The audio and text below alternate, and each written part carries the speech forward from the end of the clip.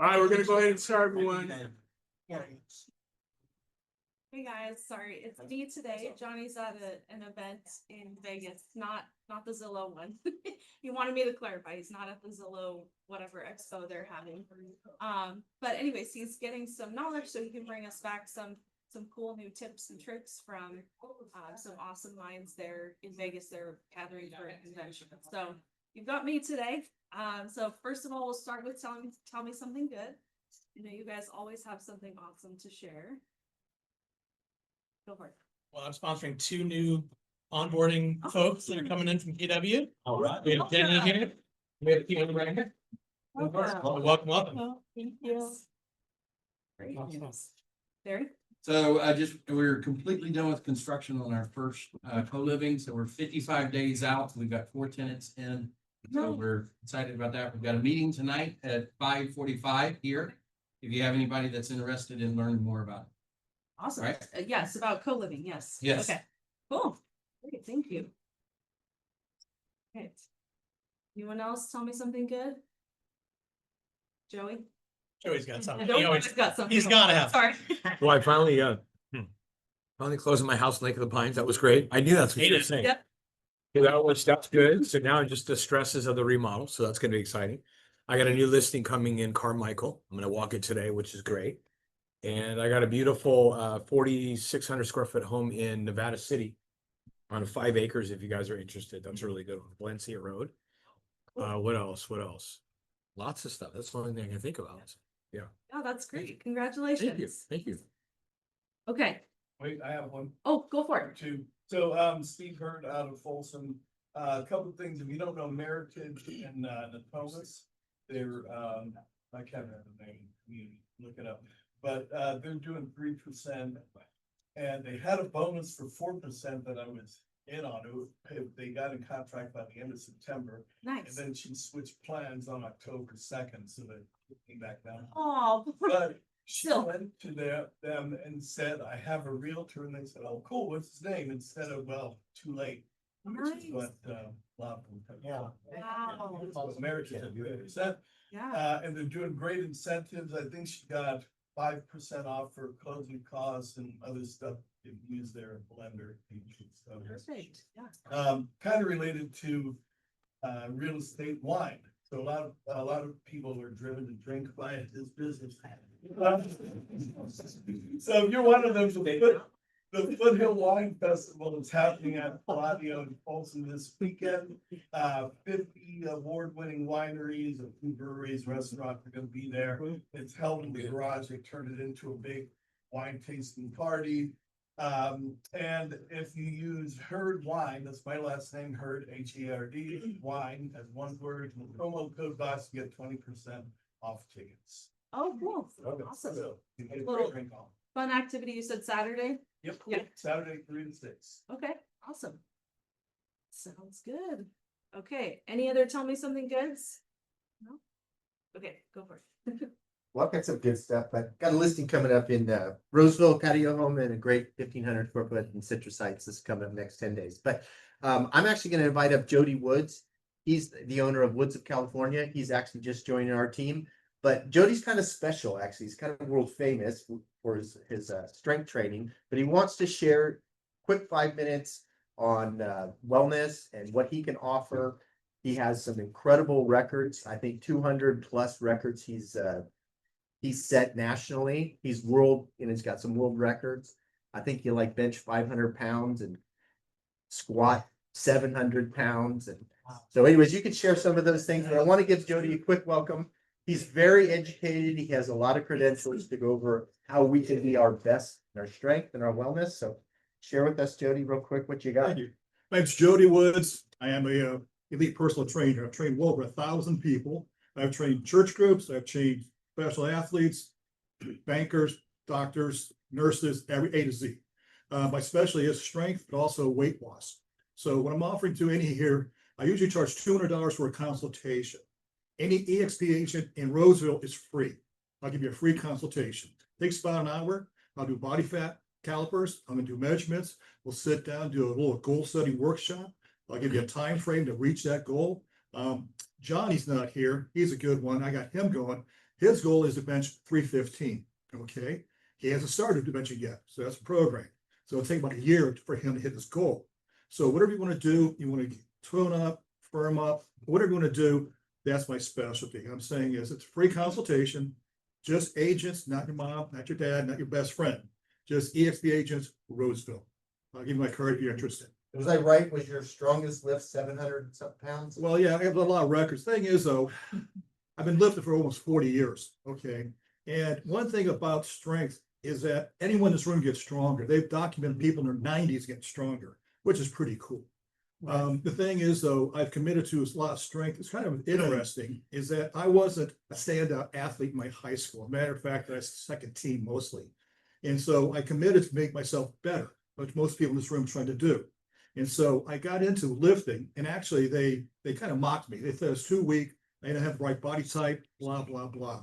And so I came back, and right now, I think I broke over 250 state, national, world records. My best bench is 551 in competition. My best deadlift is 702. I'm 67 years old.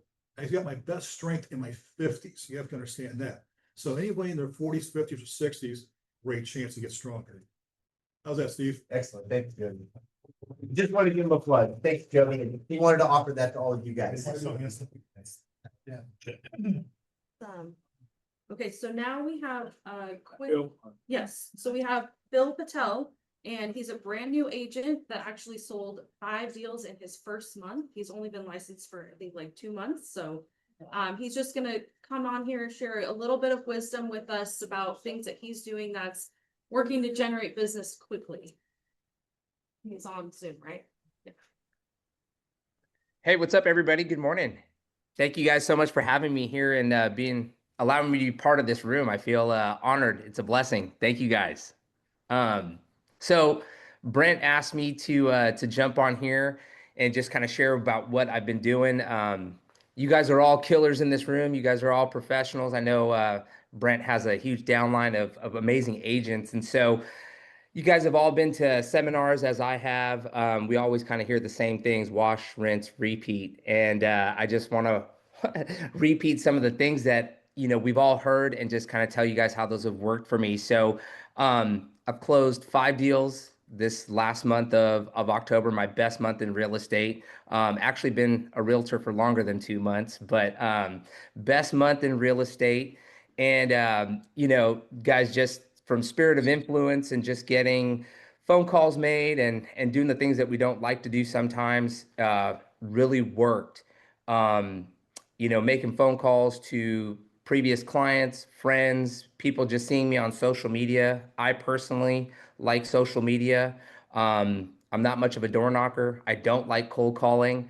But, you know, as we all know, there are so many tools in the trade that we can use to be successful, and it's what works best for us. And so I just want to kind of give you guys what I have, and hopefully this works for you guys. And so where I live here in Solano County, I farm my neighborhood, and the belly to belly aspect of being in my neighborhood when walking my kid, or, you know, taking the kids out for bicycle rides, walking my dogs, just stopping and having simple conversations, move the needle. Business that I wasn't really expecting from, you know, neighbors all of a sudden came to fruition, and they all know I'm a realtor here. They all get my mailers every month, but, you know, sometimes that belly to belly aspect is what moves the needle. And so I was able to list 2 houses here in my current neighborhood.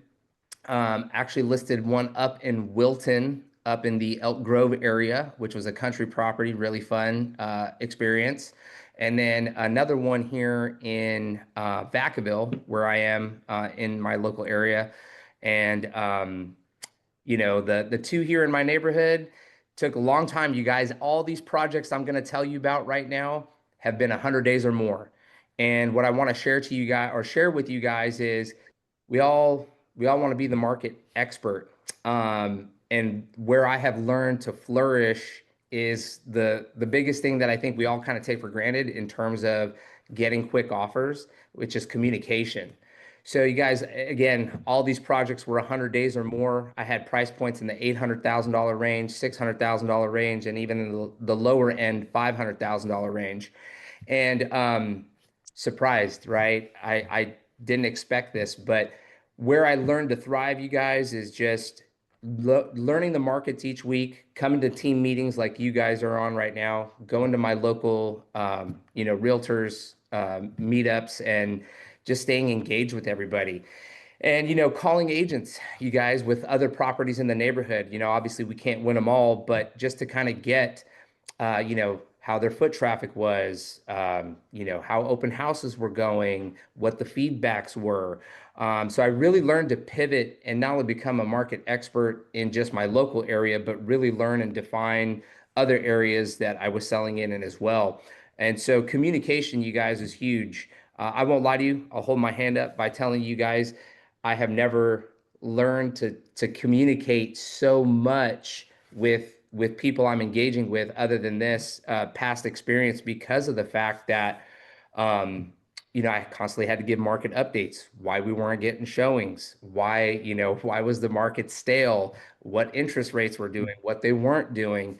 And so all I could say, you guys, is just stay the course, you know, continue to be in these team meetings, collaborate with other realtors in or not in our brokerage, and just, move it forward. Social media aspect of stuff, just that worked out huge. I like Instagram, I like TikTok, I like Facebook. I do stuff on LinkedIn, YouTube, all the different platforms that we're all told to go ahead and like really bolster ourselves on those platforms so that we get a notice and attention outside of the MLS. I did all those things. And you guys, it just staying the course, staying focused, um, and not losing the determination, the grit, and the passion that we all have when it comes to this business really helped me focus, keep my clients calm under duress, and really educate them every step of the way. So, I just wanted to just kind of hop on, share this. Again, my best month in real estate. I've always closed, about 2, maybe 3, but never 5. And actually, I know this isn't last month, but I just opened up another escrow with a superstar agent that you all know in this room with Marguerite Crispillo.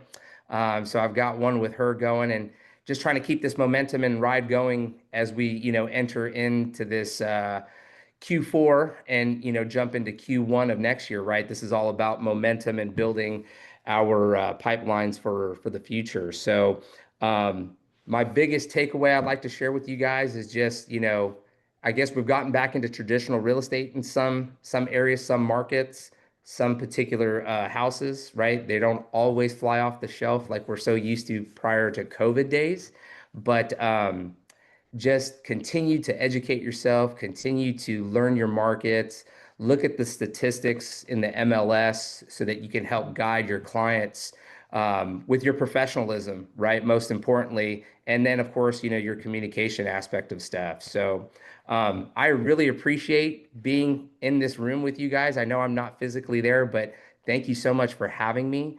I am super grateful to share this story, and I hope it helps some of you, if not all of you. Thank you, guys. Thank you. Thank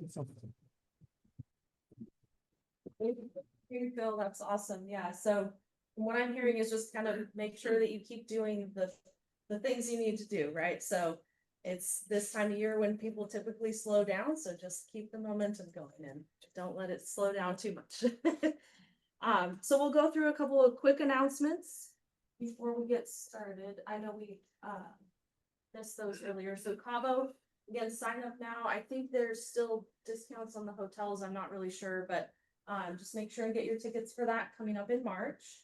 And then we have our food drive. So we actually, let's see, what's drop off by 21st. the 21st, sorry, small right there, but anyway, so bring by any food that you have extra non-perishables. We're just getting that all together for the holidays, so in the next couple of weeks, just bring them by the office here. Yeah, you can go see me. I was able to take I'll care of get you. that ready.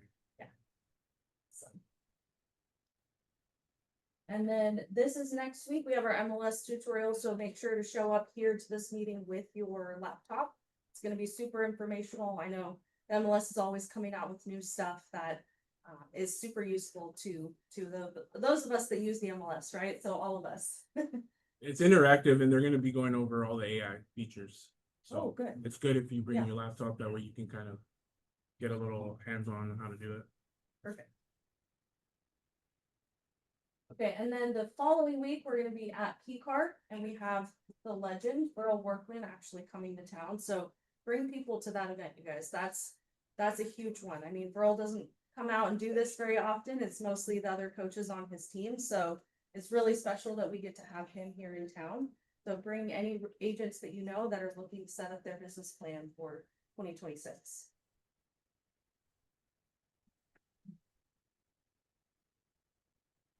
And also happy Thanksgiving. So that would be the week after Virl. We're not meeting because that's Thanksgiving Day. So spend that time with your families. And then, Just a quick note on Thanksgiving. yes.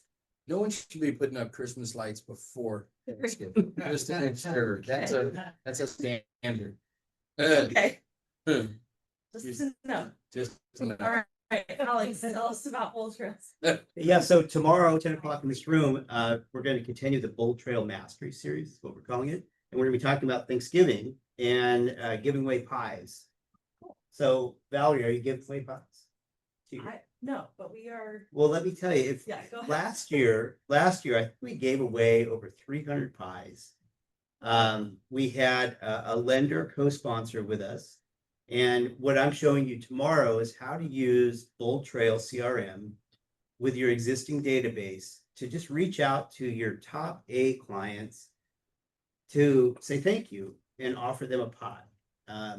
The way the traction here is that it's giving you a reason to reach out to your past database, and being in the space I'm in with people asking me about how do I really get going with Bold Trail, how do I gain traction, this is the perfect time of year to reach out and just say, hey, I appreciate you as a client and this is my way of giving back. And so I'm going to show you tomorrow how to use Bold Trail CRM to do that. I have templates already built that I'll share with you. Yeah, it's our second annual on this event. And so team up with your lender, and I'm going to show you how to run that program. Awesome. Yeah. Sounds good. All right. Thank you for sharing. Yeah. Right.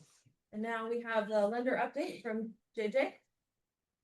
Back in town again, so we get to hear from the legend. Hello. Thanks, guys. Good to be here. Hey, how many people think, how many percent of the market was Gen Z buyers right now? Anybody know? 23. 18%. Do you know how many of those Gen Z buyers are using, what do you think they're using to find real estate agents? Social media. AI. Over 90% of them are finding their real estate agent and lender through AI. What age category is that? Gen Z is anything, well, I'm 2000 and I think it's like 99 to 2012. yeah, I think it ends at 2012. 2011, Ask AI. 2010, yeah, exactly. That's ChatGPT. All right. Well, you mentioned AI earlier with MLS, and I just wanted to share that because I heard it. I was like, wow, 90%. That's amazing. So we got to get on there. If you guys want to know how to utilize AI better in your businesses, hit me up. We've got Ryan in our office. If you go on ChatGPT and you look at what lender you should use, hopefully you find us. We've been working on it. So it's something that we can help you with as well. If you want help with that, hit me up. We're happy to help you with it. With that said, what's the big thing in the news right now everybody can't stop talking about? Shutdown. Government shutdown. Yeah, it's terrible, right? I was talking about Johnny flew this morning. I was talking to him earlier, and all these guys are going to the airport and they're working and they're not getting paid to work. Who wants to get paid to work? Everybody does. So they're not getting paid any money to go there and TSA and do all these things. Wow. And hopefully they get their back pay, but it's not a good thing, and it's making it to where people now don't want to go to work. And so it's a terrible situation that we're in. And one of those things that's coming up is we don't get the job data that we need in order for the government to make the decisions on rate cuts. We're not getting all the information that we need in order to make those valuable decisions. And Jerome Powell at the last Fed meeting, I wasn't here, but I'm sure you all heard the rates did get cut, but then he went ahead and said, I don't know what we're going to do in December yet. It used to be like a 90% chance they were going to cut, and then all of a sudden that went down substantially. So hopefully they start looking at these job numbers. ADP, a private institution, came out with some job numbers yesterday. It was supposed to be that 40,000 jobs were created. It was only like 20,000 jobs. And so that's not good. Don't matter if it was 40,000 or 20,000. That's still really bad either way. It's terrible numbers. But with that being said, hopefully the government looks at that and says, we need to bring interest rates down. We need to continue to bring rates down so we can help more people buy more things, get more jobs, and allow inflation to help along as well. So with that being said, can we control what the interest rates do? Can we control the market is? No, we can't control it. How many homes were sold in Placer County? I think, Tom, you made a video on it the other day. Yeah, 1,632 went pending last month. Oh, no, it's not Placer County. It's about a third of that. Yeah. 500 or something? Yeah, 500 homes, yeah. Yeah, that's enough homes for us, right? 560 something homes sold last month or pending last month. I think that's enough homes for all of us to have a really good living. So it's not about what the market does, it's about what we do. And so I wanted to give a quick update about what I was doing over this last couple of weeks. I'll be brief. I know we want to get asset preservation up here. I actually just referred you guys a deal yesterday. So I went to a place that was a 90% unemployment rate, 90% in Zambia. It's a country in Africa. 90% of people don't work there. All they do is they work for themselves and finding food in order to feed their families. And you know what? These people, they live in 4x4, 5x5 little huts made of mud with sticks over their heads. And you drive in there, they've only got one pair of clothes. Sometimes they have shoes, sometimes they don't. They're dirty, they're filthy. They walk 5 miles down to the river, they 5 miles back just for water. These people are as happy as you could ever be. You drive up and they are so happy to see you. And at some point I had to ask somebody, how are you so dang happy? I'm in America and I have a lot of cool things and I've never smiled as big as you're smiling right now. Yeah. And so, well, why wouldn't we be happy? We have our community here. We have our people right here with us. Yeah. I asked him, I said, which one of these kids is yours? There's 80 kids here. He says, they're all mine. I was like, what do you mean they're all yours? Well, we take care of each other. They're all mine. I said, no, which one's yours? He didn't tell me. He said, they're all mine. And so I think that's a really important thing that EXP does a great job at. You guys have community like nobody else does. You guys utilize the people around you to help you get more business and be better real estate agents every day. Most brokerages don't do that. But I wanted to compare the two because when you look at EXP, you look at these people over there, they're happy, they're doing well, things are going well for them, just like you guys. You guys are growing, you guys are continuing to execute at a high level. Yeah. And you're happy people. And so I just wanted to share that with you all. I had a great opportunity to go out there and help people. We spent the last 4 years saving money to build a school and a church out there. It's a company by the name of Maranatha. If you're ever interested in getting involved in something like that, let me know. I'd love to sit down with you and talk a little bit about our next project and what we're doing. But either way, my name is JJ Mack. I'm a lender with American Pacific Mortgage. Speaking of pies, we are doing a pie drive and we are giving out pies to our clients. And so, Alex has got something going. If you'd like for us to help you with pies as well, we are going up to Apple Hill and we're getting pies. We're putting your name on it with a sticker with your face on it, and we're delivering to you so you can go give them to your clients. So if you're interested in that, please let me know as well. Our number is there. Go ahead and text us and I can send you the information. And then lastly, is there any questions that you guys have for me on the market or on mortgages or anything that you guys have heard over this last month that I haven't really been here? I'd love to answer. Not all. Drop the mic here. All right. Thank you guys so much. Appreciate y'all. Right, thank you, JJ. So now we have our guest speaker today with asset preservation. So some of you may remember Bill Angove. He's actually retired now, and Jana is his replacement. So she's amazing. She and Johnny got to talk earlier this week on the radio show. So if you want to hear more on the podcast, I believe he's shared that in the past on how to get connected with that. But perfect. Otherwise, yeah, I think you're going to share on some ways to be an asset to our clients that are looking for tax deferral options, right? Perfect. And how to Yes. avoid mistakes as realtors. So Yes. yeah, go for it. Take it away. Awesome. Okay, so as mentioned, I'm Jana Reyes. I see a lot of familiar faces in the room. I did transactions with many of you over the years because I was a realtor with KW for 22 years. And just most recently took over for Bill Angove. And the reason I did that is because I was focused on 1031 exchange as a realtor.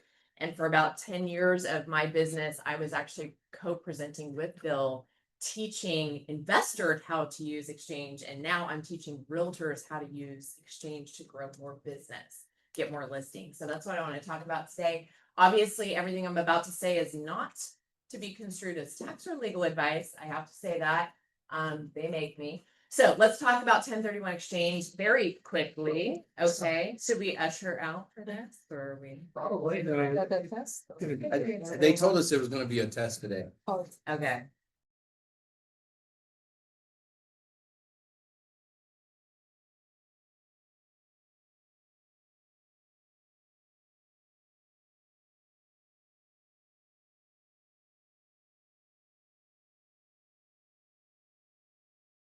We lost the video, the sound, y'all.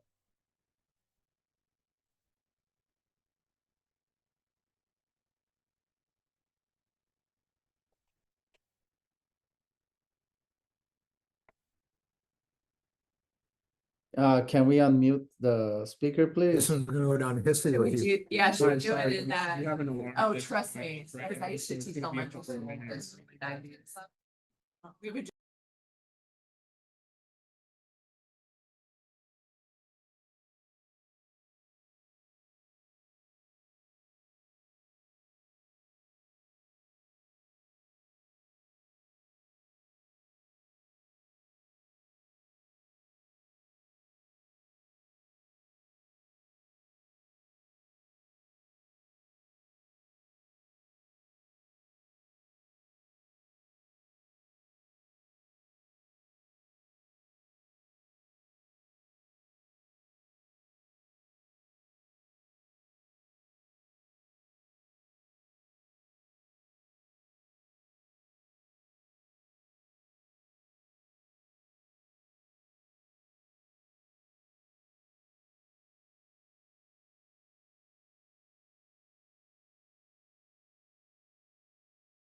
Okay. Yeah. So obviously 1031 is a tax deferral strategy. That's really the whole point of doing it, right?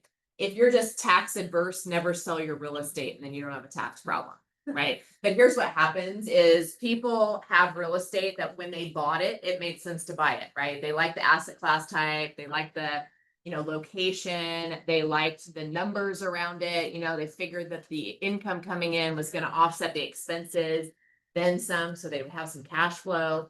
But over the course of ownership, things change, right? People move, and so it's too far for them to manage. Properties become dilapidated. They become depreciated out, so there's not as many tax benefits. There's a lot of things that happen over the course of ownership. And so it's imperative that investors take another look at what they're holding in their portfolio periodically to see if it still makes sense to own it, right? Because we've all sold properties to people that they were super happy when they bought it, but how often do we go back and check in with them and say, hey, does this property still make sense to own today? Right. And so I want to talk about kind of revisiting those investors that you already have in your database, but then also going out and looking for new ones through marketing around 1031 exchange. So obviously it's a tax deferral strategy, but it's also a wealth building opportunity, a reallocation opportunity. And so I want to talk about those opportunities right now. Before I dig into that though, I do think it is imperative that we as realtors are well versed on the taxation associated with cashing out of real estate.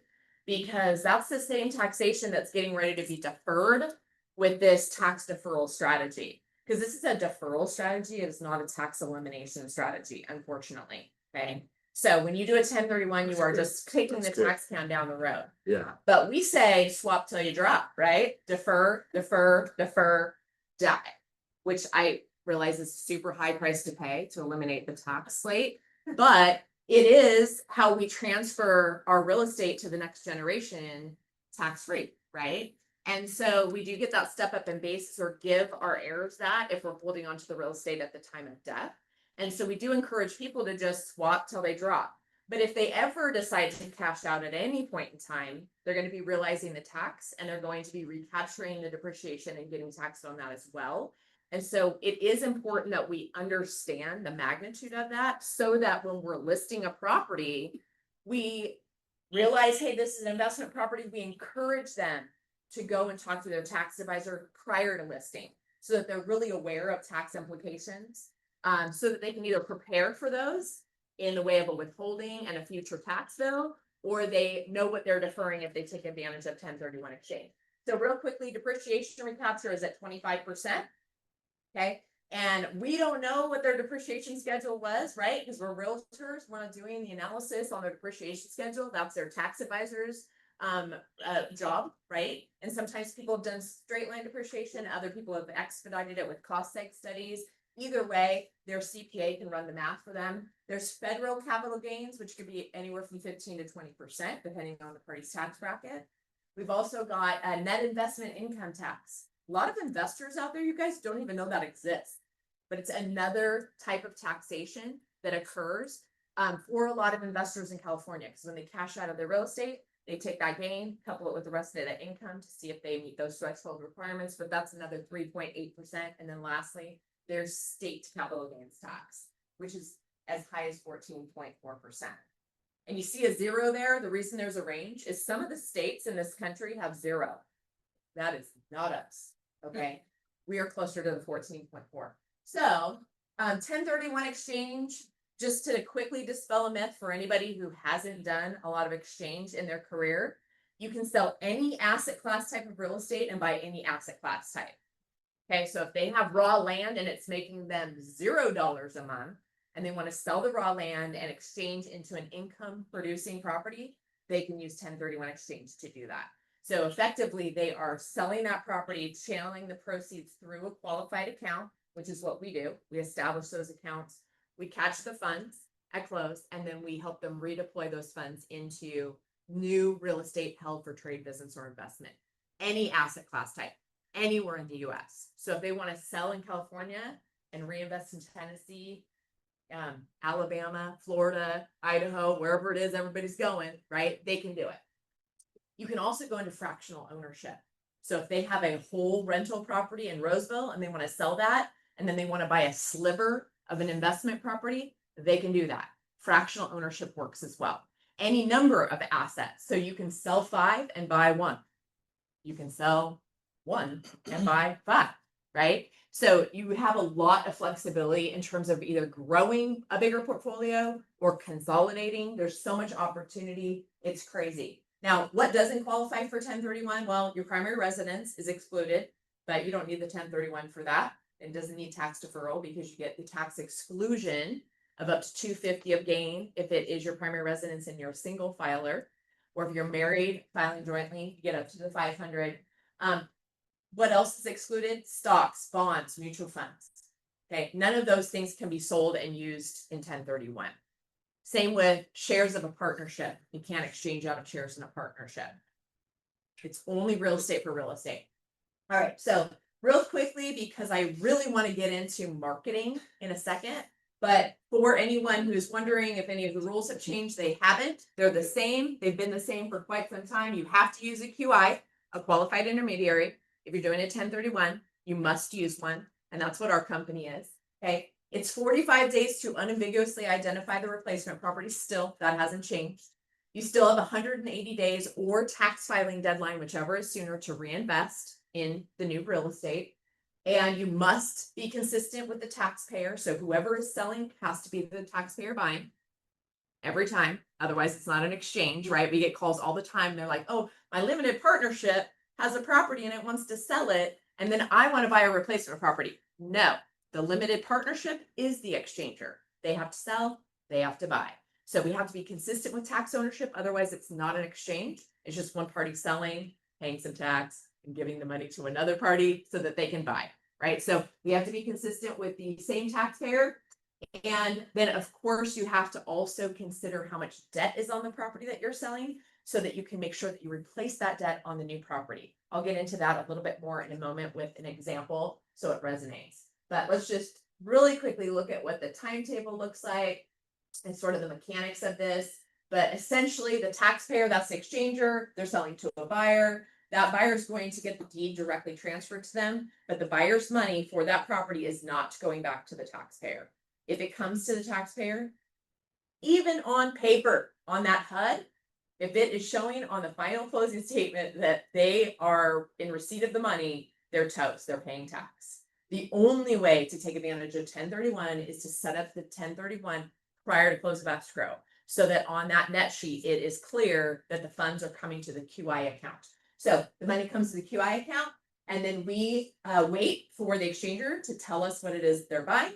And then they tell us which title company is handling that transaction. And then we send their funds from that QI account to that closer. And then, of course, the deed from the seller of the property being purchased is directly transferred to the taxpayer. So this is the timeline: 45 days to unambiguously identify, 180 to close. Now, a couple of key points for realtors, okay? If you have a client who is exchanging out of multiple properties, say they're selling 3 properties, okay, this timeline right here kicks off at the close of escrow of the first property, not the last.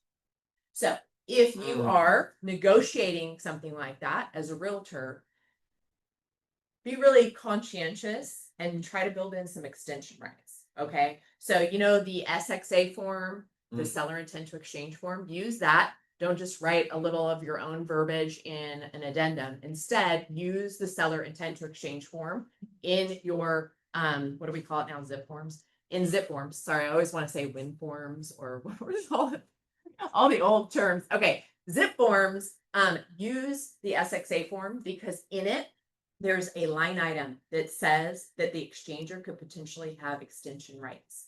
Use that. So if you're selling 3 properties, when you get buyer 1 into contract, try to write into that contract that your seller has the right to extend the contract up to 30 days, right? Then you get buyer 2 into contract, do the same thing. Then when buyer 3 gets into contract, now you go back to buyer 1 and 2 and you say, I'm exercising my right to extend this contract. And you try to sync up the close dates so that this timeline is a little more controlled. That's good. Right? So focus on that. Now, when you're representing the buyer on the exchange, then you also want to use the buyer intent to exchange form, right? Use these forms. Sometimes you can even build in contingencies if you want to, using that. All right, let's talk about all the reasons people exchange, because this is where you get the business. If you really understand the pain points of the people holding the real estate in their portfolio, this is where you get the listings, right? This is how you find the people. This is how you shake out deals out of your current database, right? So these are the discussions to have, okay? Because if you focus on the tax deferral, people are not going to listen to you. If you just go, hey, you could do a 1031 exchange and defer taxes, they're like, so here's what you want to really be focusing on is, let's talk about your real estate that you have. What's your return on your investment currently? What do the numbers look like? Let's talk about this. Because a lot of these investors, their insurance has doubled, tripled. Okay. That is a pain point for people, because if you're an investor and your insurance just went sky high, what's the return on your investment now? Is the rent enough to cover your expenses? I don't know. Or say you've got a dilapidated property. You've held it for 20 years. It needs a roof. It needs an HVAC. I have a decision to make as an investor. Do I go into my piggy bank and pull in 40 grand to replace these things, knowing that I cannot raise the rents to offset these expenditures? Or do I maybe work with my realtor to sell that dilapidated asset and reinvest in something newer, lower maintenance, better neighborhood, better quality, right? Where the numbers make more sense.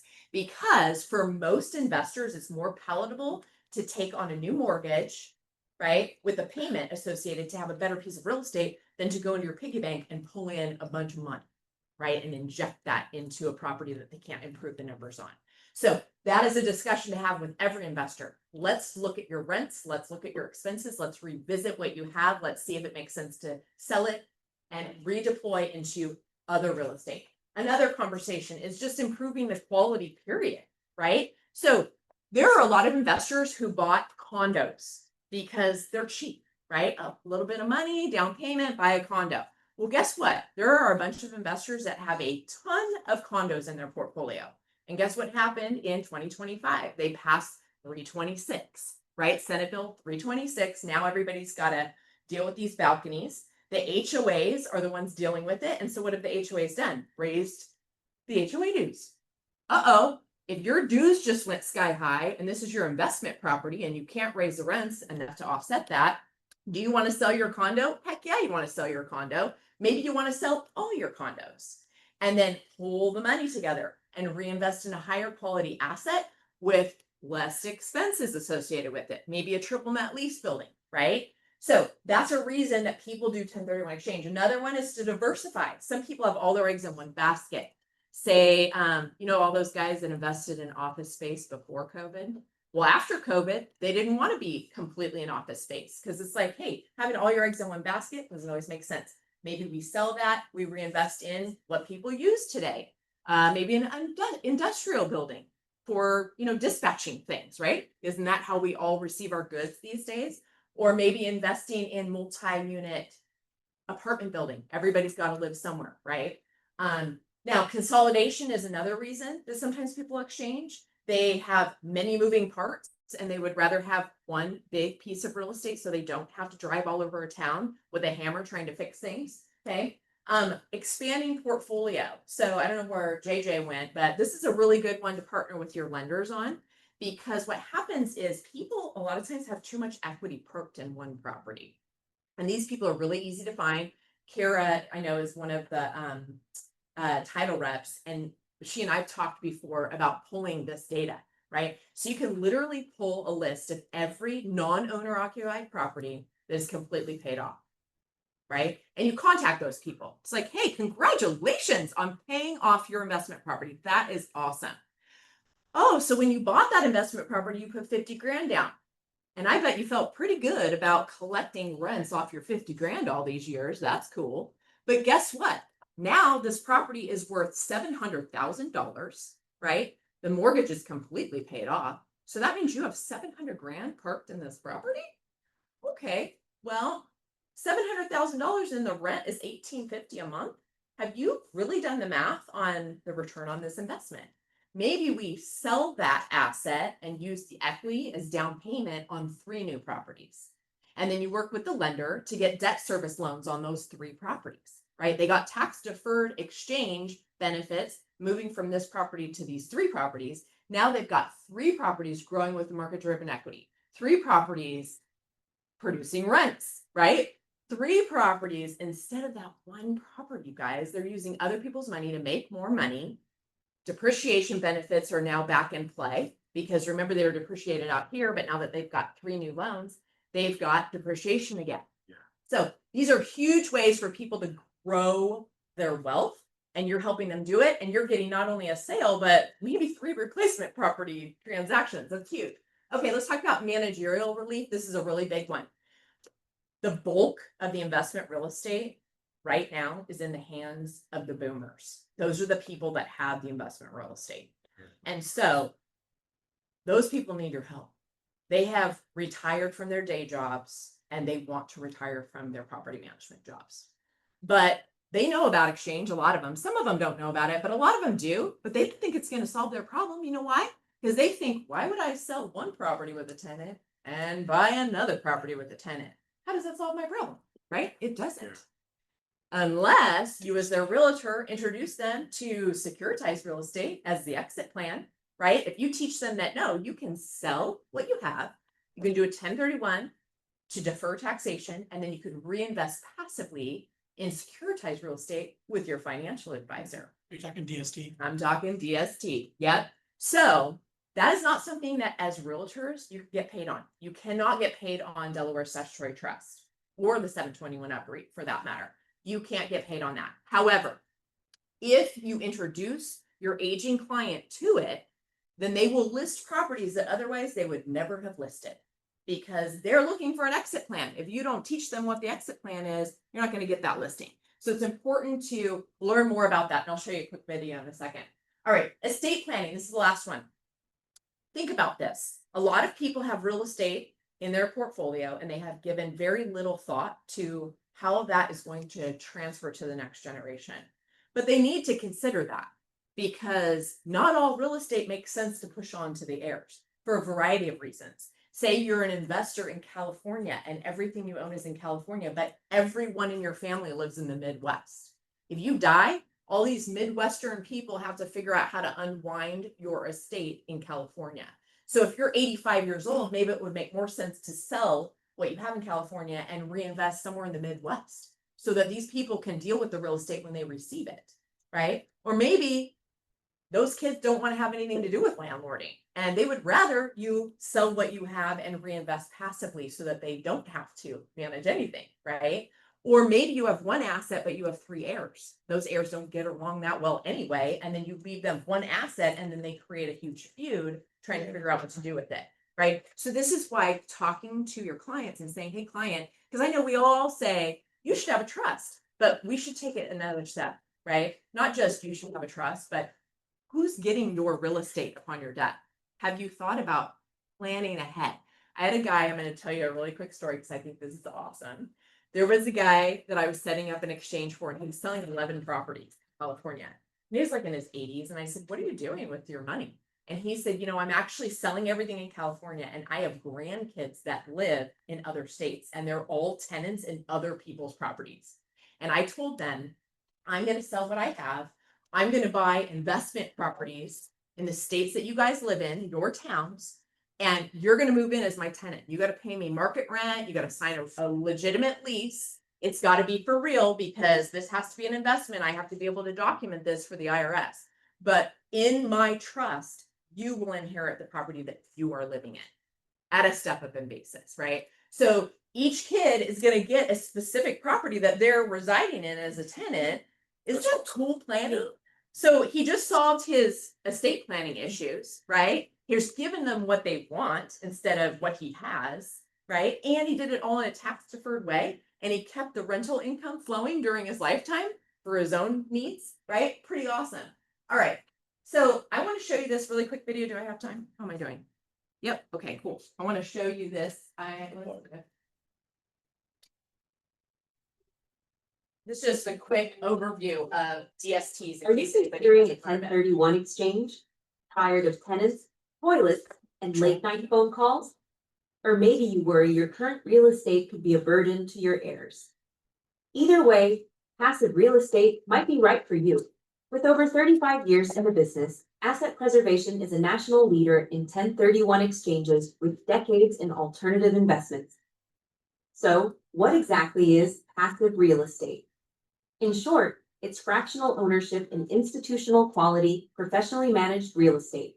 The investors are completely passive, no landlording, no cash calls. There are 2 types: Delaware Statutory Trust, also known as DST, and the 721 UPREIT. Both qualify for a 1031 like-kind exchange. Here's how a DST works. A large real estate company, regulated by the SEC and known as a sponsored company, buys an income-producing property: apartments, self-storage, senior housing, distribution warehousing, or medical buildings, etc., and then sells fractional ownership through financial advisors to investors like you looking to exchange out of active real estate. Benefits include steady income, easy debt replacement, no management headaches, diversification across markets and asset types, tax advantages, professional management, burden-free real estate for heirs, and peace of mind. Challenges: it's still real estate. There are no guarantees. Research the advisor, sponsor, location, and asset. These are illiquid investments. The sponsor companies project hold times, but you're expected to stay until they sell, typically 5 to 7 years. When that happens, you either pay the tax or exchange again for more tax deferral. Now, the 721 UPREIT. To be clear, you cannot exchange directly into a REIT. REIT investors are shareholders, not deed holders. That's not like kind. The 721 UPREIT is a two-step transaction. It starts like a DST with fractional ownership and the same benefits. The difference is the exit plan.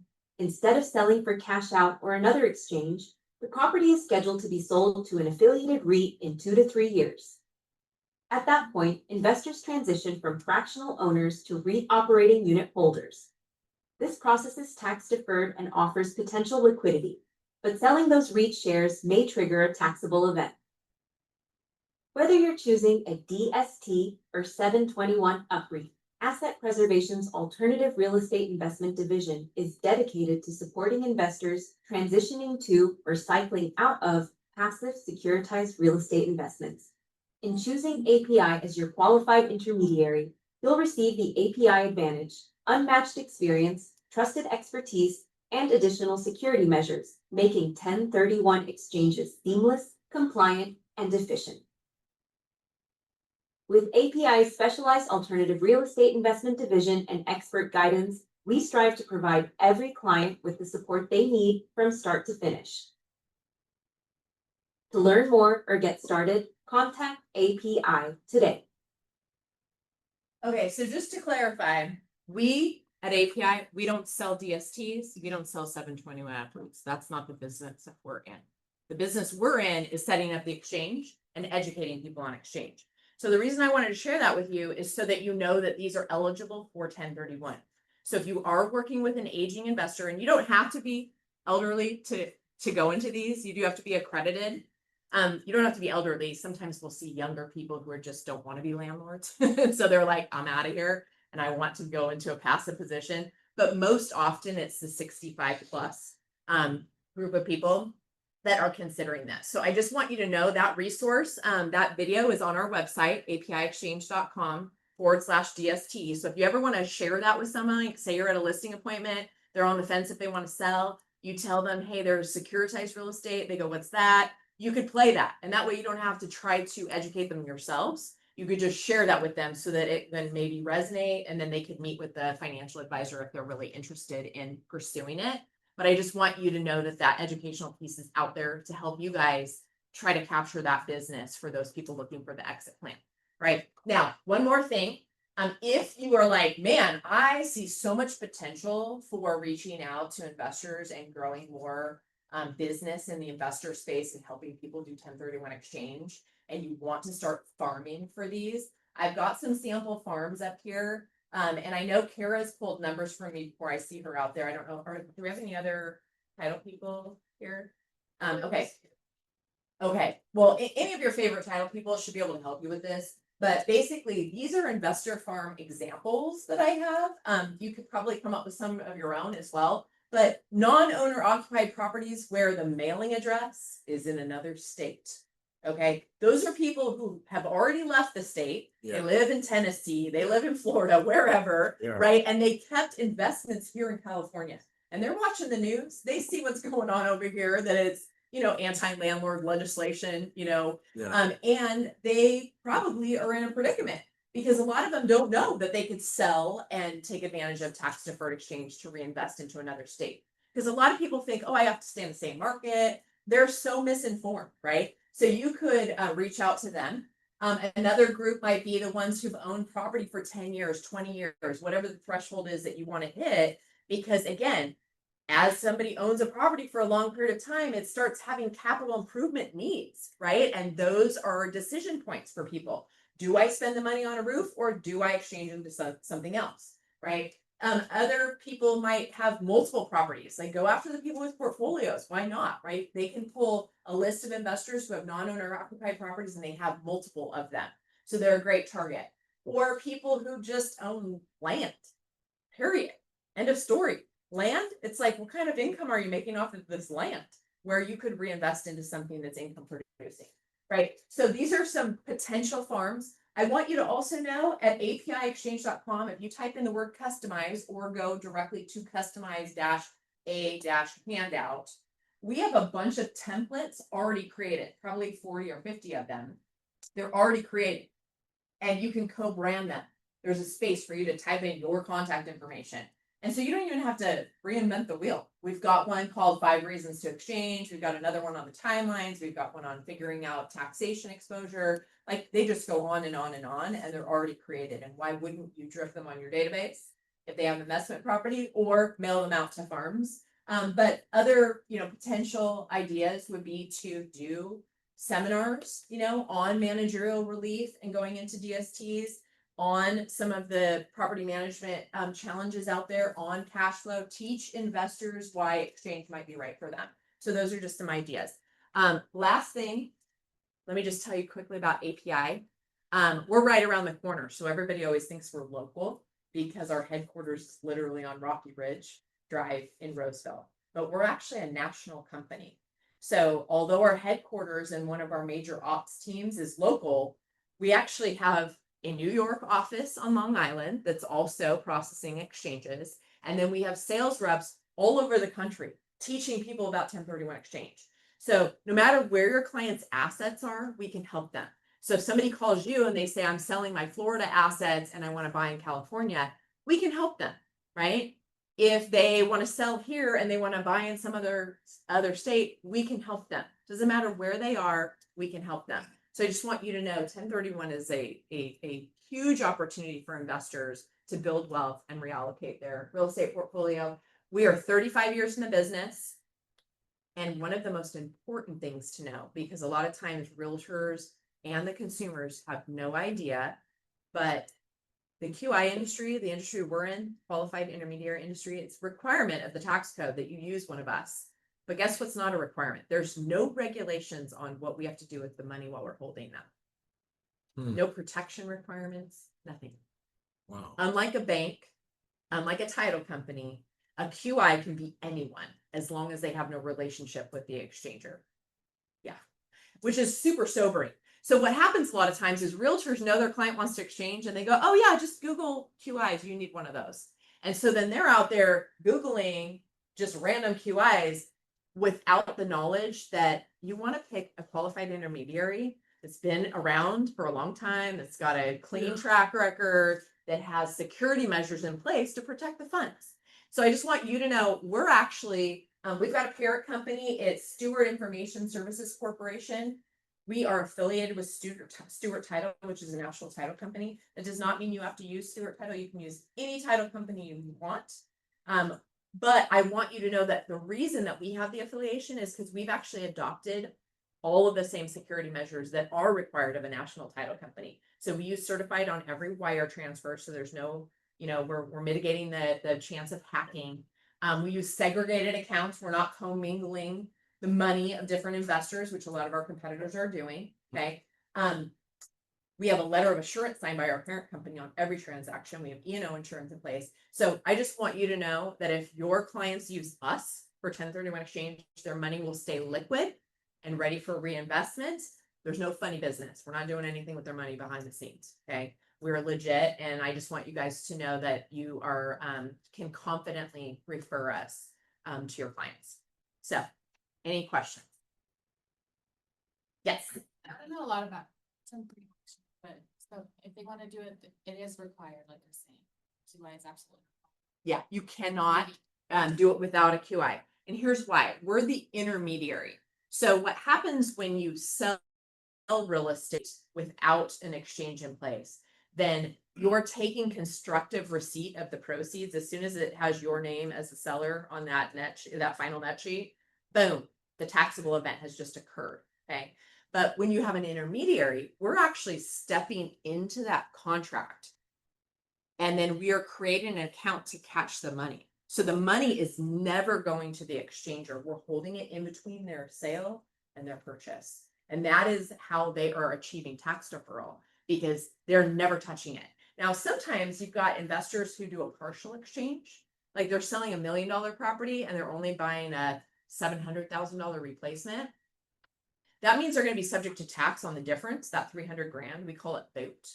And they're gonna wanna talk to their tax advisor to see what the tax implications of taking such a big chunk of the money and not putting it into the exchange, but that's allowable. You're allowed to do that. I didn't know. Okay.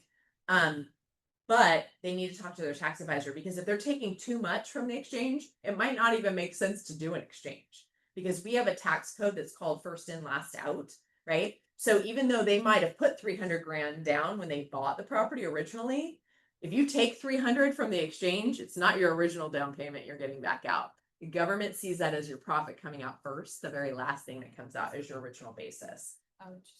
Yeah, very interesting, right? That's how we've got it set up. Yes, sir. So how are they handling it with houses that are putting ADUs on where it's a rental? Yeah. Because I'm in the process of doing Yeah. that, and I know that I'm gonna reach past my $500,000 Yes. when it comes to selling. So yeah, thanks for bringing that up. And I'm happy to stay and answer any questions. I know we're like probably out of time. So we call that a split treatment exchange. Okay. So when somebody has a property that's used for more than one purpose, so it's their primary, but it's also income producing, there might be an opportunity for them to take advantage of both tax codes, right? Because if they've lived in the primary portion 2 out of the last 5 years, then they can claim that exemption, or that exclusion is what it's called. Okay, up to 500 if you're married filing jointly. Okay. But if the property's also been income producing, it's got another component to it. Yeah. Maybe it's Airbnbs, or you're renting out stables, or you've got a vineyard, or whatever it is on the property, then that portion of the property could potentially be, exchangeable, right? Sometimes it's really easy math. If it's a duplex, like say you were working with a house hacker buyer and they're like, I can't afford this. And you're like, hey, I'll sell you a duplex, right? And you live in one side and you rent out the other. Well, that's easy if they're identical, right? They're both 2 bedrooms, 1 bath. It's like they're the same square footage. It's like 50-50.